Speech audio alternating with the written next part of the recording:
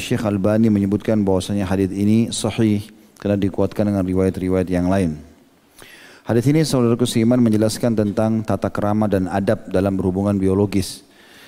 Allah Subhanahu wa taala menghalalkan kemaluan istri dengan kalimat akad, dan itu Allah sebutkan dalam Al-Qur'an tentang masalah haid di Al-Baqarah surah nomor 2 ayat 222. A'udzu billahi minasyaitonir rajim, yas'alunaka 'anil mahid qul hiya adam fa'tazilun nisaa fil mahid wa la taqrabuhunna hatta yathurna fa idza tatahharna fa'tuhunna min haitsu amarakumullah. Digaris bawahi kalimat min haitsu amarakumullah al-ayah, yang artinya ditanyakan kepada Muhammad tentang masalah hukum haid.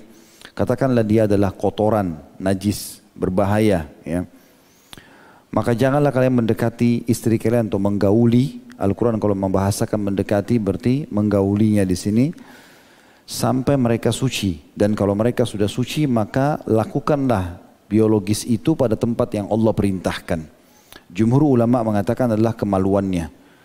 Jadi ini memang lafaz Al-Quran sangat jelas berhubungan dengan masalah itu. Meletakkan di tempat yang lain atau lubang lain dalam tubuh, karena ada kubul, kemaluan, dan ada dubur bagian belakang, maka kubul dibolehkan dan dubur diharamkan. Makna mal'un atau dilaknat, ya, artinya diangkat berkah hidupnya.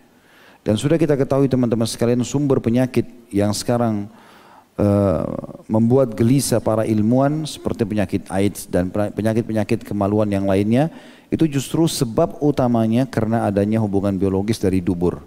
Kita tahu dubur ini tempat keluarnya gas dan juga tempat keluarnya tinja. Ya, tidak ada yang lain. Maka memang tempat ini adalah tempat yang sangat terkontaminasi dengan bakteri.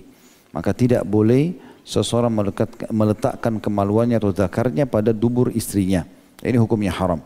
Kalau sama istri aja nggak boleh, berarti sama yang lain lebih haram. Ya, dengan selain istri ataupun orang homoseksual. Sebagaimana sudah pernah kita jelaskan di dosa-dosa besar. Ya, bahkan kita tahu orang yang melakukan liwat, hubungan biologis melalui dubur ini, sesama jenis, itu hukumnya kalau orang zina meletakkan kemaluan di kemaluan tapi belum halal, itu kalau belum menikah hukumnya dicambuk dan diasingkan setahun. Kalau sudah menikah dirajam sampai mati. Tapi kalau orang melakukan di dubur ini, yang sering dilakukan oleh para pelaku homoseksual, naudzubillah, maka mereka sudah menikah atau belum menikah tetap hukuman mati. Dan Ibnu Abbas berkata radhiyallahu anhuma, dicari tempat tertinggi di kota itu lalu didorong, dijatuhkan dari atas, kemudian disambut juga dengan lemparan batu dari bawah.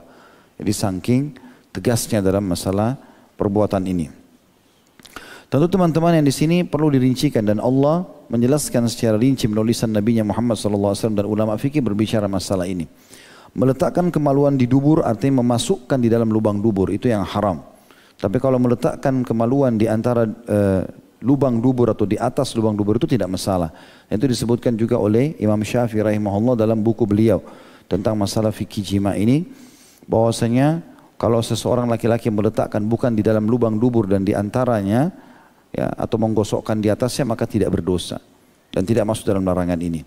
Karena ada waktu-waktu tertentu di mana seorang laki-laki mungkin menemukan istrinya lagi haid atau lagi nifas, maka dia butuh istimta' atau mencari kenikmatan untuk melampiaskan syahwatnya di selain dubur itu sendiri. Di antaranya adalah di antara dubur tadi. Hadis selanjutnya nomor 864 dari Ibnu Abbas radhiyallahu anhu, beliau berkata, Rasulullah SAW bersabda, la yanzurullahu ila rajulin ata rajulan aw imra'atan fi duburiha.